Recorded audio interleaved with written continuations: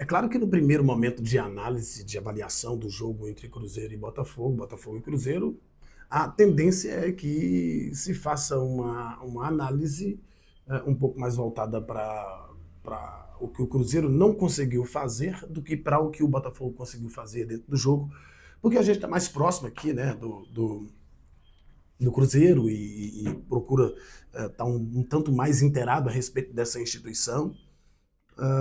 E aí entra também, né, a frustração do coração, né, a frustração sentimental, porque a gente torce pelo clube e quer que o clube apresente, entregue bons resultados, né, independente do modelo do adversário, independente da grandeza do adversário, independente do estilo de jogo do adversário, independente contra quem está jogando. O que se quer é fazer uma análise baseada naquilo que o Cruzeiro pode entregar e não baseado no jogo em todo.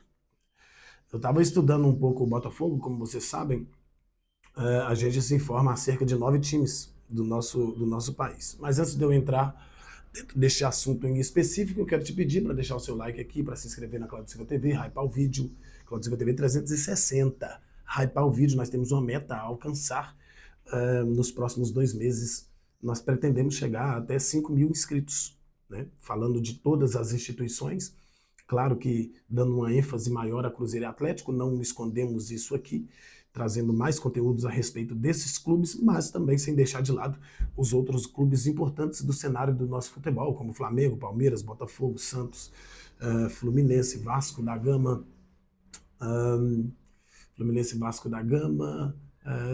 Santos, já falei Santos, né? Corinthians e Cruzeiro e Atlético. São 9 equipes, a gente deixou um pouco de lado o Internacional e o Grêmio, mas dependendo do que eles apresentarem no cenário nacional, a gente volta a falar dessas duas instituições. Aí, se você assistir um outro vídeo, você vai saber por que nós deixamos de falar do Inter e do Grêmio aqui especificamente. Sobre o jogo de ontem, eu li algumas matérias, fui assistir alguns lances, né? Fui escautear o Martin Anselmi, que é técnico do Botafogo, para poder tentar entender o que aconteceu no jogo. E aí, né, a gente assiste um negócio aqui, um negócio ali, e faz um paralelo entre o Porto e o Botafogo, o trabalho do Martin Anselmi, trabalhos do Martin Anselmi, para a gente, vamos entender isso daqui. Porque o Botafogo, ele simplesmente destruiu o Cruzeiro. E o primeiro tempo, né, passa uma impressão que o Cruzeiro foi melhor e mais consistente, conseguiu criar as melhores oportunidades. De fato foi, mas o jogo, dentro de um contexto geral, o Botafogo foi melhor do que o Cruzeiro nos 90 minutos. O primeiro tempo do Cruzeiro foi bom, não foi ruim. Mas o do Botafogo não foi ruim, né? Então, dentro do contexto geral, o Botafogo foi melhor na partida toda, porque no segundo tempo ele foi extremamente superior ao time do Cruzeiro, principalmente depois de marcar o segundo gol. O segundo gol foi marcado, inclusive, uma bobeira que o Cruzeiro deu, porque o Gerson já não estava mais em campo, o Cruzeiro ficou com um jogador a menos e o Botafogo já estava superior no jogo, natural. Fazendo essa avaliação, né, do Botafogo em si, eu não pude deixar de perceber, de observar, e muito menos de falar aqui agora, que o Botafogo passa por uma crise institucional monstruosa, onde o John Textor foi expulso da sua própria empresa. O John Textor tentou vender o Montoro e o Danilo, que foram os principais jogadores da partida contra o Cruzeiro. O Montoro, principalmente, que jogador. O Danilo, que veio do Nottingham Forest, quase que volta para lá de novo, né? Ele e o Montoro, por causa de uma parceria que existe entre o John Textor e o dono do Norte. O Cruzeiro, o Botafogo acabaria negociando esses dois jogadores para poder fazer caixa, e depois a gente viu também uma explicação do próprio John Textor de que ele estaria vendendo os jogadores, mas os jogadores permaneceriam emprestados, né? Isso mostra a fragilidade financeira que vive o Botafogo e o torcedor do Botafogo, com várias placas no estádio, fazendo uma demonstração de insatisfação muito grande.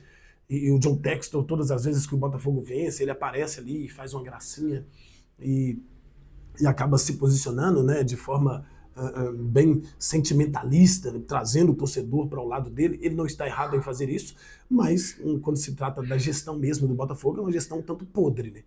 Infelizmente, para o torcedor do Botafogo, o John Textor é um camarada que é inconsistente, extremamente inconsistente. Não se sabe o que vai ser daqui 2 minutos no que diz respeito ao John Textor. E também não pude deixar de observar que o scout do Botafogo precisa ser observado. O scout do Botafogo ele é simplesmente fantástico. Goste ou não goste, mas as contratações que são feitas... E olha que o Botafogo perdeu jogadores importantes da temporada passada para esta. O Botafogo não se reforçou porque os jogadores que chegaram ainda não podem ser inscritos no BID e o Botafogo não tem dinheiro para poder pagar suas dívidas imediatas. A questão salarial também já começa a se tornar um problema, mas o scout do Botafogo, principalmente olhando para treinador, é algo... Puxa vida, o Botafogo depois que se tornou SAF não teve um treinador ruim não, hein? O Botafogo não teve um treinador ruim. Os treinadores que passaram pelo Botafogo, todos eles entregaram muito. E é válido lembrar que nenhum é brasileiro. O Botafogo não teve um técnico brasileiro que obteve sucesso nestes últimos 4 anos, em que o Botafogo foi campeão brasileiro, foi campeão da Libertadores, que está sempre presente na Libertadores. Os técnicos do Botafogo, todos eles foram estrangeiros, na sua maioria portugueses. E agora com um argentino jovem, mas com ideias de jogo simplesmente maravilhosas e trazem uma evolução para o nosso futebol a ponto de a gente olhar para dentro mais uma vez, olhar para dentro e falar, nossos técnicos não estão prontos para essa conversa. Nossos treinadores não estão preparados para isso aqui e nós precisamos ser realistas dentro deste contexto.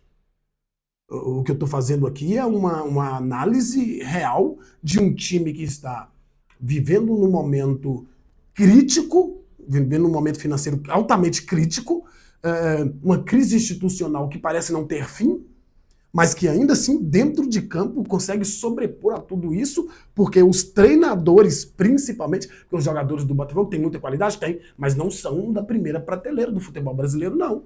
Os jogadores do Botafogo estão ali da primeira para a segunda prateleira. Nós vamos falar aí de times que têm jogadores de primeira prateleira hoje. É Flamengo, Palmeiras e Cruzeiro.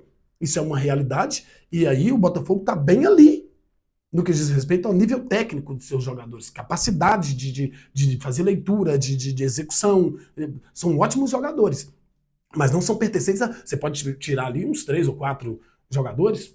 Danilo, o Neto, goleiro... Montoro, ótimo jogador. Alex Telles, talvez, né? Mas dentro de um contexto geral, ele perdeu o seu principal jogador, por exemplo, para o Palmeiras, o meio-campista, o homem que tomava conta das ações, que liderava tudo no Botafogo. O Botafogo perdeu ele para o Palmeiras. Então o Palmeiras não tem jogadores de ponta, mas tem técnicos de ponta. E isso aí, meu amigo, faz uma diferença gigantesca. O Martim Anselmo fazia um trabalho lá no Porto simplesmente espelhado, ou o trabalho que ele iniciou, mostrou contra o Cruzeiro, pelo menos, no Botafogo, nessa primeira partida do Brasileiro, espelhado no trabalho que ele fez lá no Porto. A saída de bola do Botafogo é algo a ser observado de muito perto, com o goleiro linha, literalmente, o goleiro jogando como líbero, ele sai do gol, né? Ele não vai criando, ele ajuda a construir, e isso causa uma superioridade numérica que acabou prejudicando de forma amplificada o time do Cruzeiro. O Botafogo com um jogador a mais na linha, eram 11 contra 10. Né? Porque o goleiro Neto ele sai da área e faz uma construção na primeira linha de 5 jogadores ali. E automaticamente o Cruzeiro subia com as suas linhas de 3 ou 4 jogadores, perdia na superioridade.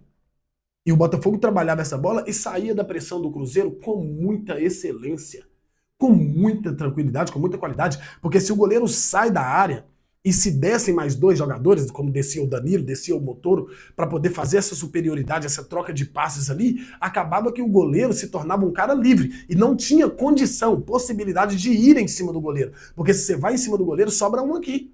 De linha, com mais qualidade técnica, com a inteligência de fazer o jogo acontecer.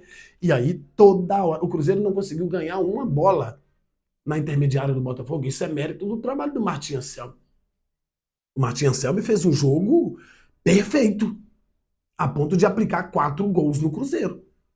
Porque quando ele tinha essa superioridade, passava da primeira pressão, o time do Cruzeiro, e aí é válido lembrar também, que notou-se essa evolução no time do Cruzeiro, porque voltava um pouco mais, né? O time do Cruzeiro voltava um pouco mais, perdia na primeira pressão, fazia a segunda pressão com muita velocidade, o time se compactava novamente ali no segundo ciclo, mas ainda assim não era suficiente para interromper as jogadas que o Botafogo estava a construir.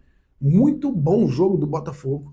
Cruzeiro perdeu, o técnico... E aí, né, outro ponto importante a dizer, os dois treinadores têm o mesmo tempo de trabalho. Aí complica. Porque nós estamos falando de um técnico altamente experiente, como é o caso do Tite, contra um técnico que está não no início de carreira, mas jovem, que consegue implantar um modelo de jogo com mais velocidade, com mais rapidez e com muito, mas com muito mais eficiência do que o técnico do time cruzeirense. O Botafogo engoliu o Cruzeiro. O Botafogo trucidou o time do Cruzeiro taticamente, tecnicamente, individualmente e fisicamente. Foi isso que aconteceu no jogo. E que a gente não conseguiu ver no primeiro momento.